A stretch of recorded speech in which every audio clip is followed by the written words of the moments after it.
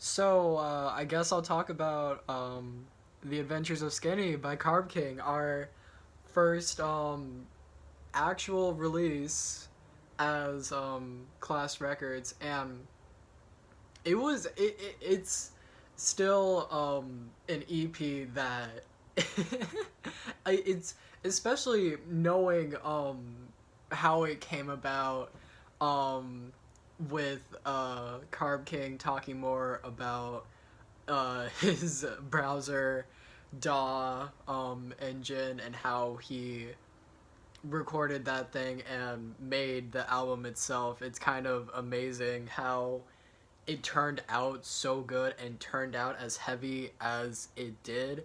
And it's still very enjoyable, especially considering it was our first release ever. We we were just accepting anything at that point because we just wanted an artist, and we were so lucky to have someone as great as Karb King and to have an EP as both weird and enthralling and just fucking entertaining and energizing and heavy as The Adventures of Skinny. It was really just like a very lucky moment for us, and we came into contact with Karb King. Well, I guess I specifically at this time came into contact with Karb King through Reddit. I posted on Reddit, hey, new label, trying to find cool, new, unique bands and stuff like that. No one had heard of us. I don't even know if we had an Instagram page at that point, so I was just trying to get some people on through any means necessary, and for some reason that meant Reddit, but that's where,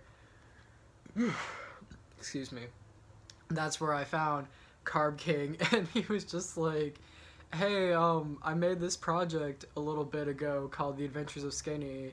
It's this really weird, grindy, heavy, fucking dissonant album about this worm on a string he had back in middle school or high school, I think, called Skinny.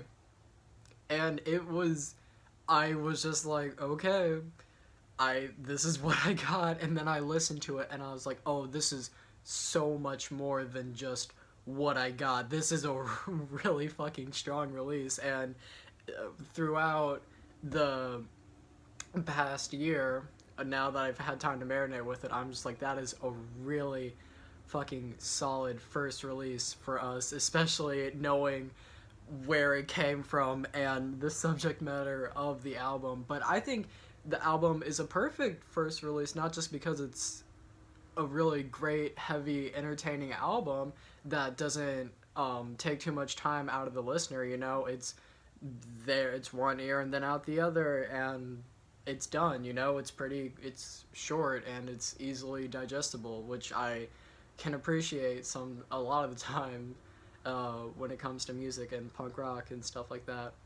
But it was really a nice class staple because from the get go, I was trying to do something. I wanted to highlight weird music and put out weird music, niche stuff, and unique stuff that's not just the fucking cookie cutter punk bands, or rock bands or metal bands. And that is exactly what it is, because I mean, it's a fucking album about a worm on a string, and it delivers 120% on that premise, and it delivers on the beats and the riffs and everything, and just knowing the situation behind it. It is incredible, everything that happened, and Karb King is a fucking mad genius for putting all of that shit under those circumstances together.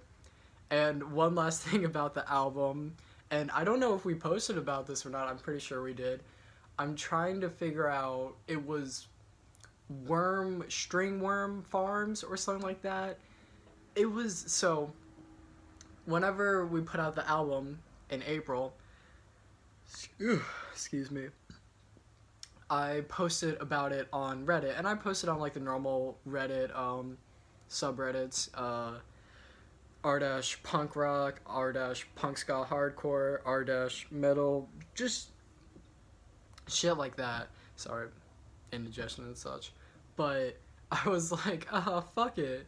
So I searched up Worm on a String on Reddit, and I found a Worm on a String subreddit. And I was like, I'll just post it on here. No one's going to like really see it or anything. I was wrong.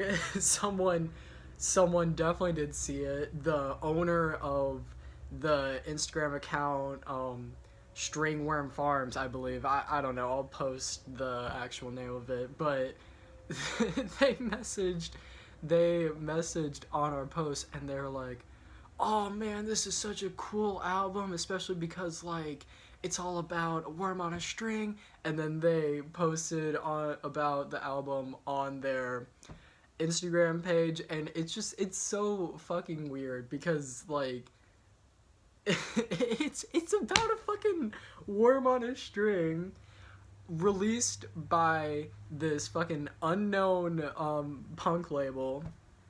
Fucking the weirdest music you will hear, the heaviest music, the heaviest weird music you'll hear is what I'm trying to say, besides like maybe Piss Sink.